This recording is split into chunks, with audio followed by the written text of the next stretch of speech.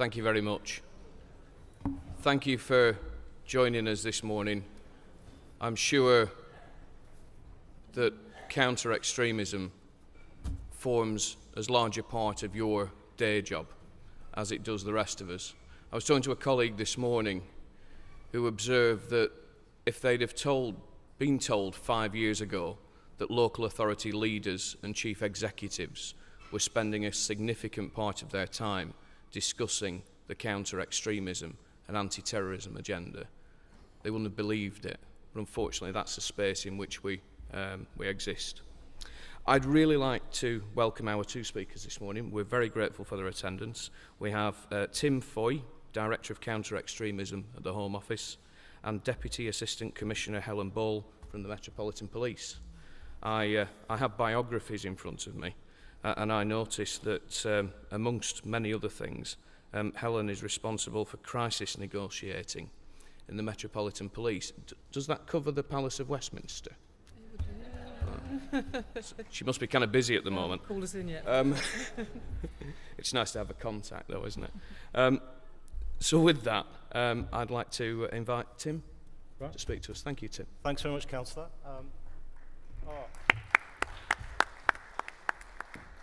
That's kind, but I'm tempted to say wait till I've finished. Thanks to Councillor Blackburn. Thanks to Lord Porter for the invitation to speak to you. Get that one going. And thanks to you for hanging on and listening to us. An apology from Lord Ahmed, the Minister for Counter-Extremism. Many of you will be familiar with the fact that today is Eid. And so Lord A is obligated by his family to be elsewhere. But he sends his thanks to the LGA. And he's very disappointed not to be here. First of all, because he's so committed to driving this agenda forward, but also because of his own background in local government. He knows just how sensible and how important the role of local government is in this area.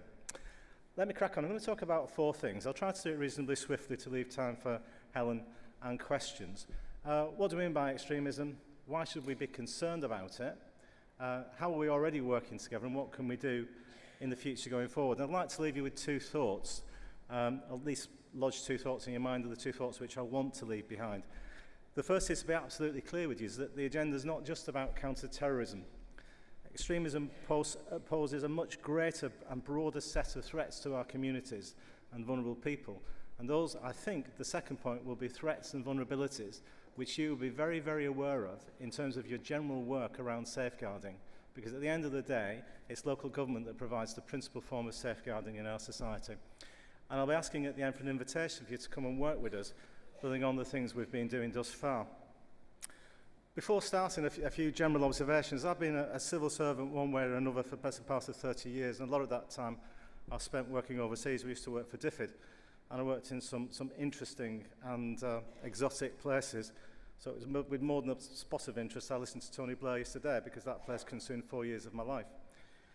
But the current agenda that I'm working on, extremism and counter-extremism, I've got to be honest, it's probably one of the most difficult areas I've ever worked on. And that's for a couple of reasons. The first is I've never worked on something which engages a more complex set of public policy issues. From the freedom of speech and religious expression, the rights and wrongs of multiculturalism, I can go on.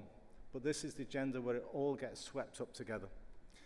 Secondly, I don't think I've worked on an agenda for a long time that sort of arouses such strong emotions and opinions, and quite often completely polarised opinions on what is right and what is wrong.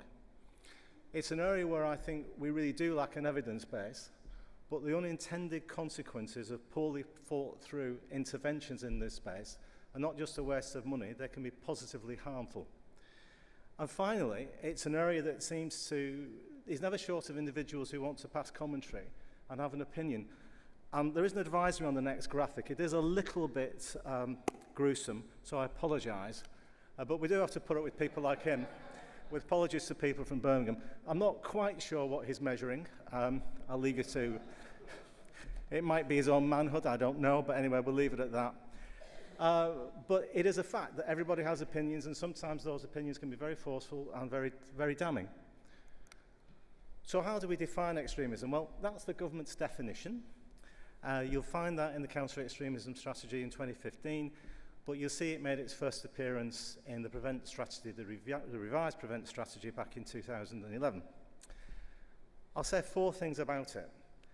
The first thing is that definition purposefully doesn't cover individual views, no matter how odious we may find those. What you think and what you say in your own house, fine, do it. But implicit to that definition is a sense that extremism and extremists are about promoting an underlying ideology, and that underlying ideology is about forcibly changing the way the world looks and works in a way that might not necessarily be consistent with the way the majority want. And the third thing I'll say is that protecting those rights, and quite often it's those rights which extremists are trying to take away, and we'll talk about some of them in a minute, protecting those rights, safeguarding our communities, and safeguarding vulnerable people from being drawn into those things, almost groomed if you like, is what the strategy is all about. And that, I think, is what local government generally does do. Local government is there not just to provide services, it's there to provide that fundamental safeguarding. And the last thing I'll say, in terms of the definition, is that not all harms in our society are extremist. So it's very important that we don't decide that every single ill that exists in society, whether it be child sexual exploitation, human modern slavery, whatever, is a result of extremism. But the fact is, a number of harms, as we'll discuss now, are do indeed have an ideological background to them. The next thing to say is that, to be honest, this stuff isn't new. Oswald Mosley in the 1930s, the National Front in the 1970s, all attempted to impose an ideological perspective of it, which we would describe as extremism, which generated harms, and harms which were very much felt at a local level. Be it Brick Lane in the 1930s, be it that picture which is from Bolton in the 1970s. So that problem has been one, and the harms that extremism has caused has been with us for many years. It's not something which is new, and it's not something that is explicitly related to Muslims. So what's the first harm? Well, I'll talk about harms generally. It's sort of popular these days to talk about violent and non-violent extremism. We don't actually find that very useful. And what my team has begun to think about is harms in terms of 3 broad types. And the first type is terrorism. I'm not going to talk too much about that because DAC Ball will. Well, that picture will be probably familiar to you. It's the 3 girls that went off to Syria from Tower Hamlets.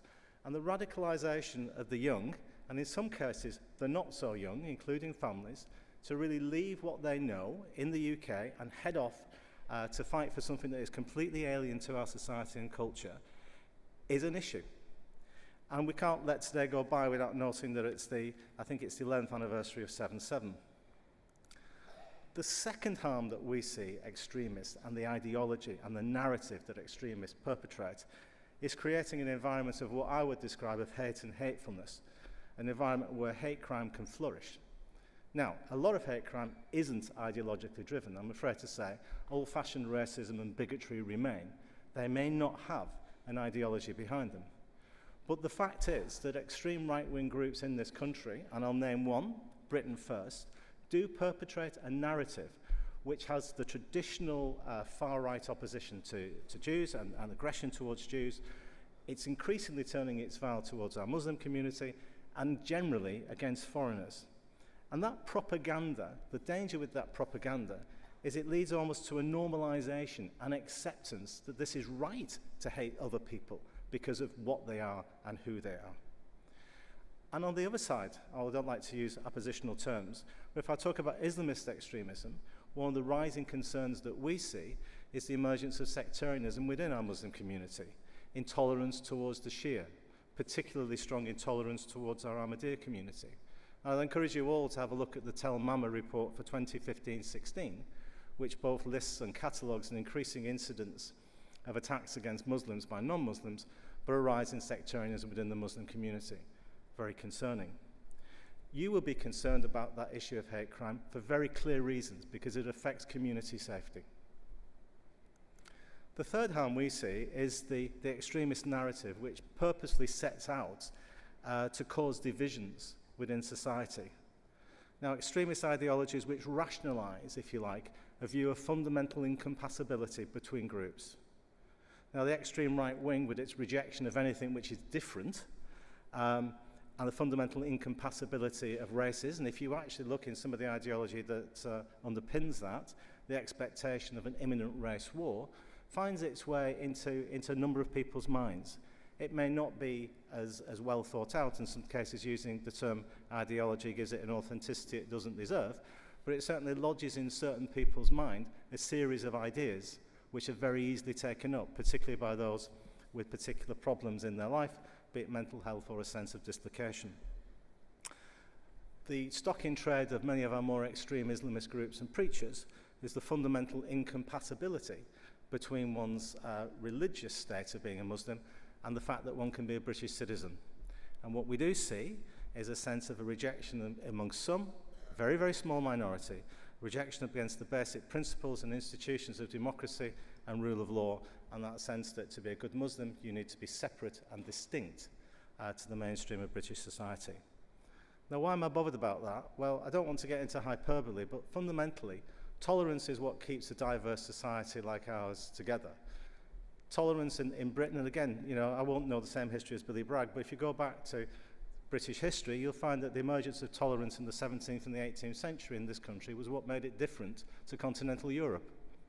It's what broadly stops us from slipping into problems that we've seen in the breakup of states like Yugoslavia in the 1980s. Now, I don't want to go into hyperbole, but this stuff feeds on itself.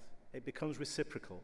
And once you start to break up that glue that binds societies together, that glue of tolerance, it's a dangerous road to go down. So what are you doing about it? Well, to be honest, what are we doing about it? Well, those two things that you've got responsibility for, the Prevent strategy and the Counter-Terrorism and Security Acts, both make it a legal obligation on yourselves to implement the Prevent duty, and DAC Ball, I'm sure, will talk about that at some length. I'm going to talk a little bit about the other harms of extremism and what you've been doing and what we would like to do with you in that sphere, the sphere which I think the Home Secretary's worked very hard to promote. It's right and proper that we look at this issue through the lens of terrorism, but we ought to be concerned about those wider harms as well.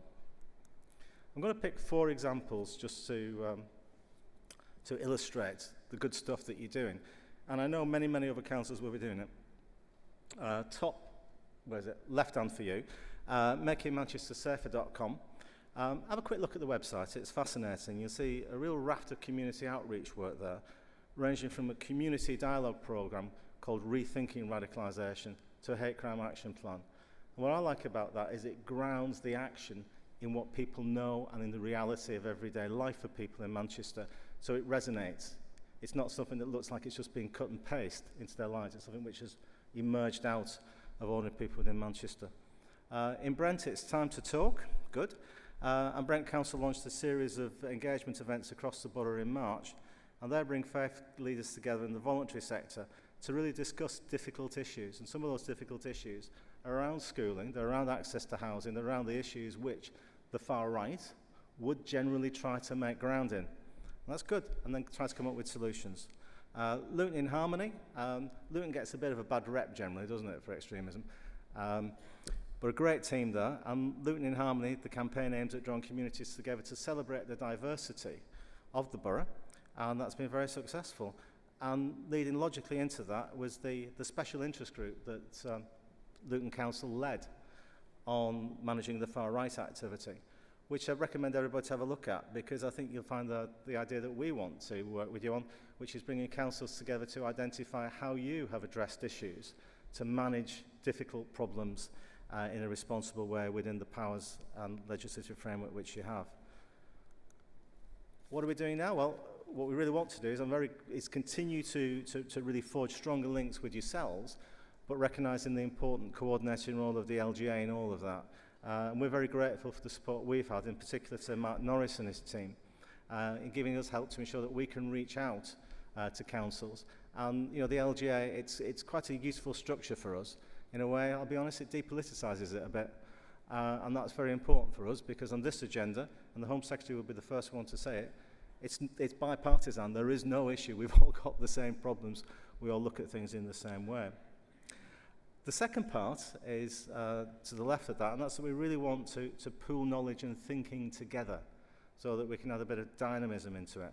And so we've just started work with Luton, the LGA, and our colleagues in DCLG to develop a new special interest group which will work to bring authorities together to share knowledge and what's crudely called best practice. I've never known what best practice is. I think what it means is to share experiences. Experiences are a bit of a pick and mix, isn't it? Have a look and see what you think works. The most important thing you can do with us, though, please, is to help us to identify the community groups that are out there, really taking the fight, if you like, to extremists, because they're our biggest asset. They're the people that need the support. They're the people that will effectively challenge it far more than we ever can. And we really want to work with you to bring those partnerships to life, identify the groups that are doing good work, help us to identify what they need to strengthen themselves and support them in the best way possible. I'll wrap up there now just with contact details. I've got 3 colleagues. They're sat, I think, in the front row. At least 2 of them are, or one of them is at least. So I've got Matt Rogers, Ollie Levinson and Alison Fox. They'll mingle afterwards. Please do feel free to get hold of them. So my parting word is, for us, extremism is about the totality of the harms. It doesn't matter whether it's on the extreme right or it's identified as being Islamist. It's harmful. The harms it causes are very much in the space that you will be familiar with, about grooming individuals to join, the safeguarding responsibilities that are on you, and it's really rooted in the sense of trying to create safe and harmonious communities. So thanks very much for your time.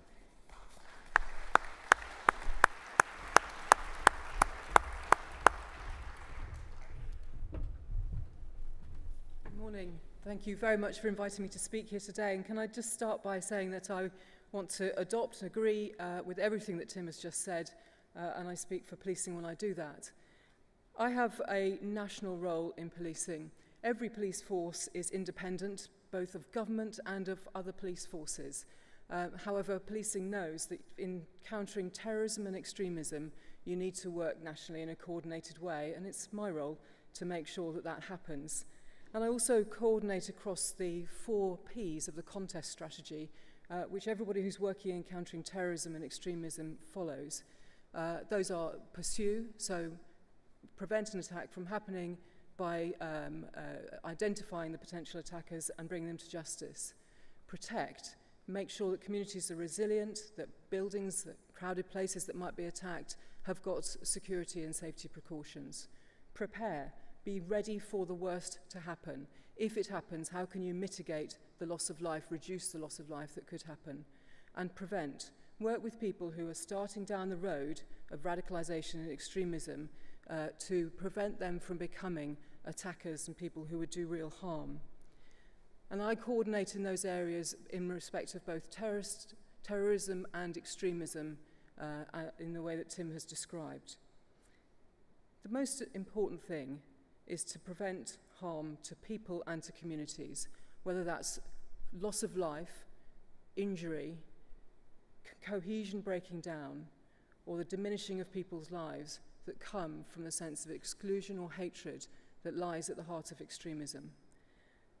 And the sorts of threats that we are facing, all of us and our communities, can be described in several different ways, and I've just put some illustrative photographs up here to talk them through.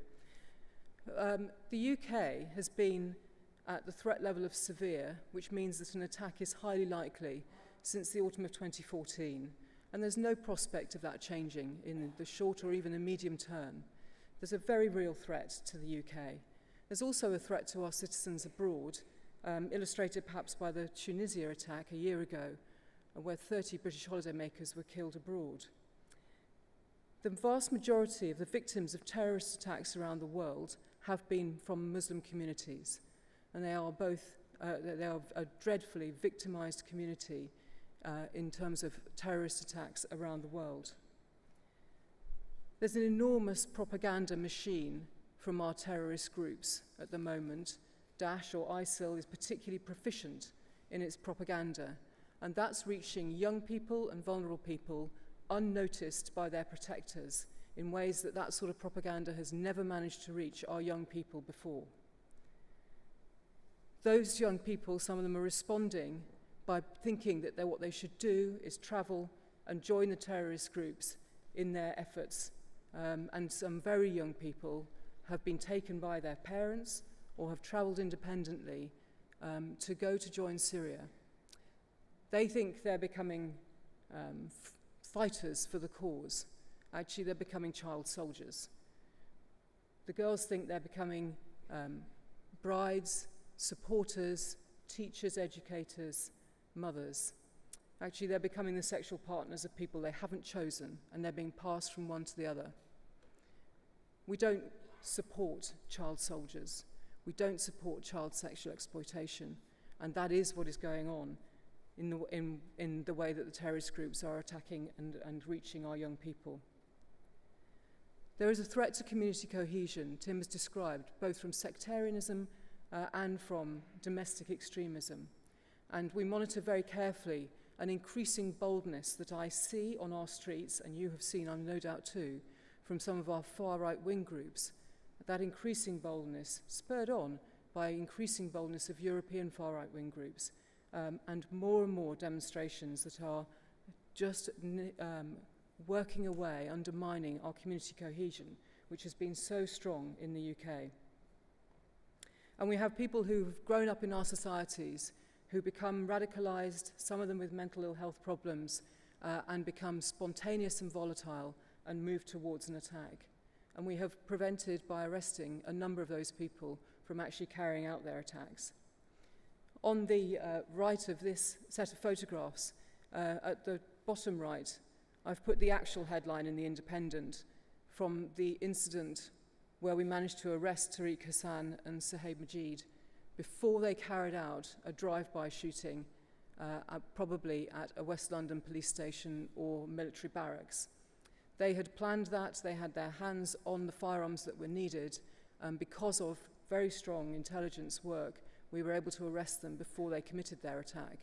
But above it, I've put a made-up headline about what they might have achieved, and they were intending to shoot dead soldiers and police officers working to serve communities in West London. That would have been, depending on the scale that they achieved, an extraordinarily serious, frightening attack. And they had planned it to the extent that they had the weapons available to them to do it. So I say it was very good that we were able to prevent that attack from happening with good intelligence work, coordination between policing and MI5, and an extremely effective operation to combat it. But those two young men who were put in prison when they were 22 years old for this planned attack grew up in West London. How much better would it have been if their increasing radicalisation, their increasing anger, their increasing dangerousness had been spotted and reported when it started, and that they could have been brought through a prevent intervention so that we could have challenged their radical views and brought them back from committing or planning that sort of crime. And police work within Prevent to do just that. This slide illustrates how the Prevent case management process works and what could have been achieved with Tariq Hassan and Suhaib Majid had we known about their issues and their deliberate intent to kill people, had we known about that earlier. There are at the moment, about 1,000 cases nationally a year where Prevent interventions have had an impact on people's dangerousness and their extremism. If only a few of those would have gone on to cause injury to somebody, then that is still an enormous achievement. And that's why I stand unapologetically saying we all need to be working with Prevent, because we all need to be working to prevent those kinds of harms. Those 1,000 cases include domestic extremism cases, as well as people who were forming Islamist terrorist views. So I think you all know we work through safeguarding, we work through mental health interventions, we might be able to provide work placements, we might put people through a channel program where their ideology can be challenged, can be explored, alternative views can be put to them. And we work within Prevent, with police also disrupting radicalising behaviour. The role of police is changing enormously within Prevent and has changed particularly since the statutory duty was introduced. When Prevent was introduced in 2006, police were the lead agency working in this field. And we did all of the risk assessment and we did most of the coordination around it. That was never right. That's not how we work with other forms of safeguarding. And now that has been redressed by the statutory duty on all of us to work together in ways that we're very well used to doing. And we have those arrangements in place and we're very familiar with it. So the more we work within tried and tested safeguarding arrangements or mirror those arrangements in working within Prevent, the better, because we know what we're doing and we know that we can have success. Now, Prevent is repeatedly challenged. It is undermined by people who have a vested interest in undermining it. And there are some people who are lacking in confidence about what it is we're supposed to be doing with Prevent. And they're concerned that we are intervening in people's thoughts, that we're suppressing freedom of speech. Actually, the reality is that the communities that we work with have had a fantastic response to the work that is being done within Prevent. So this slide illustrates the Prevent Tragedies website, which was created to bring together various places where people could go to receive help. They don't have to come to police. There are all sorts of different agencies and people in communities who know how to help where someone is radicalised, angry, mentally unwell, thinking of travelling, perhaps thinking of attacking. And we wanted to bring all of those resources together in one place. We've put the red Stop Online Terrorist and Extremist button in place, and they are on a number of websites, including lots of local authority websites. And there has been a 400% increase in members of the public reporting material they find online. Some people said to us in the workshops that we did as part of publicising this that they assumed that if something was up on the internet unchallenged, it must be okay. And actually, we all know, a lot of material on the internet unchallenged, which is not okay. So having such an enormous increase in people feeling confident to report it to police, who can then go to the website provider and ask them to remove it, that's a fantastic step forward. And the calls to the anti-terrorism hotline are up by a quarter because communities understand the risks that there are to their communities, and they're willing to come forward and report their suspicions, their concerns, their anxieties, and to ask for help. So the time to reject the undermining of Prevent is now. The time to work together in ways that we're familiar with and are successful is now, because the very real harms that happen to our communities and to our people in our communities are very real and are very true. And if I finish where I started, it's not a light thing to be at a threat level for the UK where an attack is highly likely. And if we can work together to prevent people from becoming so radicalised and extreme in their views, for whatever form of extremism they adopt, if we can work together to prevent that, then we can prevent murders and loss of life, which I know we would all want to do. So thank you very much indeed for listening to me this morning.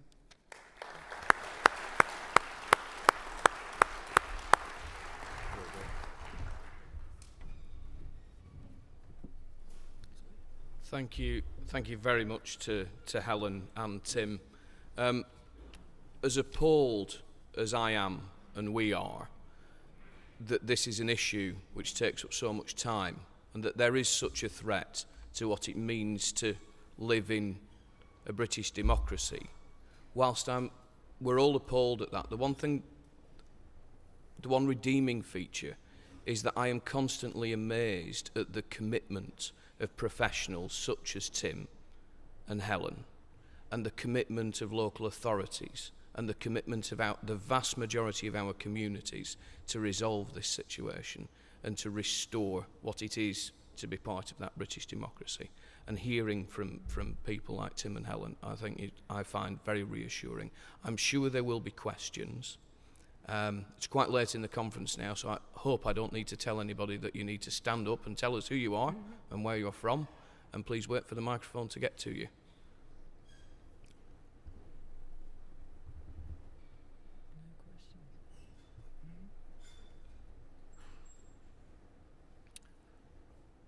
Yes, right at the top. That's it. I'm going to have to put my glasses on, aren't I? Hi, I'm Lucy Botting. I'm the lead for Prevent for Mole Valley District Council, councillor member. I'm also the regional London lead for safeguarding for NHS England. So I work with adults, children and the contest board and Prevent. And for me, it's something about partnership working. And certainly in terms of the Home Office, it's how we can link the NHS with local authorities more. I know we have the contest board, but the thing that's missing for me is primary care, GPs. You know, where are GPs in this equation? Where they haven't even a duty to report or report on Prevent. So how do we move that forward? Because that's a big gap in terms of frontline care. Thank you, Lucy. Do you want to take that one? Well, I'd like to say something, but I think... It's an interesting point. I speak with a vested interest because my wife's a GP. It's been a known gap for a long time. It's the principal point where, you know, GPs generally understand their communities and vulnerable people within their communities well. It's been an identified gap. It's one where we brush up against the difficult issues about patient confidentiality and the necessity to sort of safeguard communities. And I know it's one that my Prevent colleagues are very keen to try to progress. The other issue I would say about healthcare and health protection in a sense is, and Helen made the point, we know the issues around mental health. That isn't to say that everybody that holds extremist views has mental health problems, but the fact is an awful lot of people who are very vulnerable, and I suspect the murder of Joe Cox may reveal this, a lot of people who are very vulnerable to extremist views are in fact those who may not necessarily be in the healthiest of states.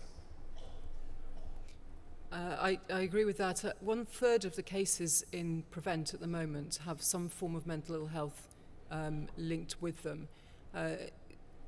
If we were able somehow to work with the NHS to really accelerate those cases through into treatment, it, I think, would make a very big difference. And we have 3 or 4 pilots at various different places in the UK, which is testing being able to accelerate people through into treatment.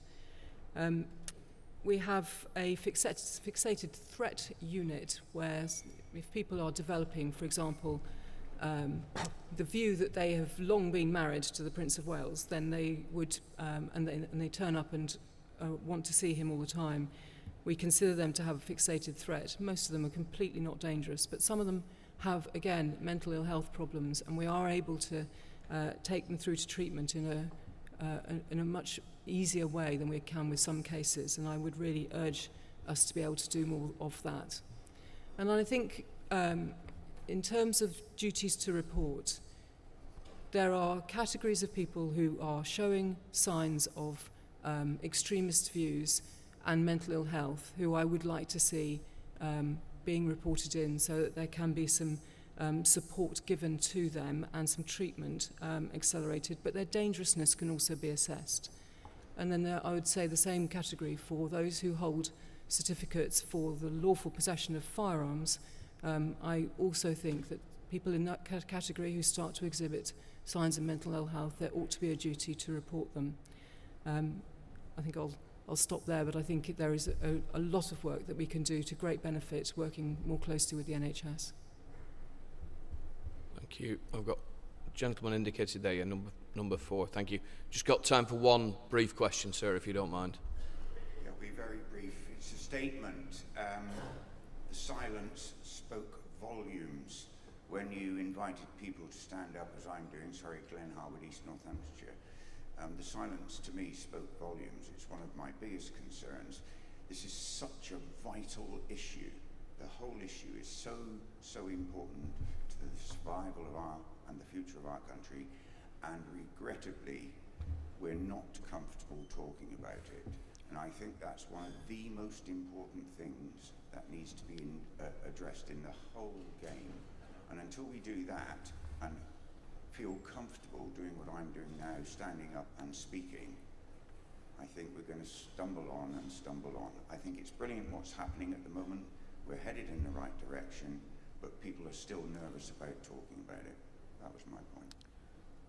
Thank you very much. And that does rather neatly lead us into my closing remarks, because an awful lot of the work that I and my colleagues from the LGA have been doing when we've been meeting with ministers and civil servants over the past 12 months is to make the point that actually elected members frequently are not comfortable dealing with this particular issue, depending on the nature of the community in which we live and work. This is not necessarily second nature to us. The LGA is busy putting together a peer mentoring programme and a best practice programme so that we can get prevent coordinators out there and champions for the counter-extremism work that we're doing, talking to different local authorities and trying to build those confidence levels, because you're absolutely right, this is something which requires leadership from local authorities and from communities across the country, and they need to be empowered and informed to do that. And I hope that when we meet again this time next year, we will be able to report on significant progress there. So with that, I'd like to thank both of our speakers for coming today, for excellent presentations. Those of you who are remaining for the afternoon sessions, I hope you enjoy them. Those of you that are going home, I hope you have a safe journey, and I look forward to seeing you all again next year. Thank you very much.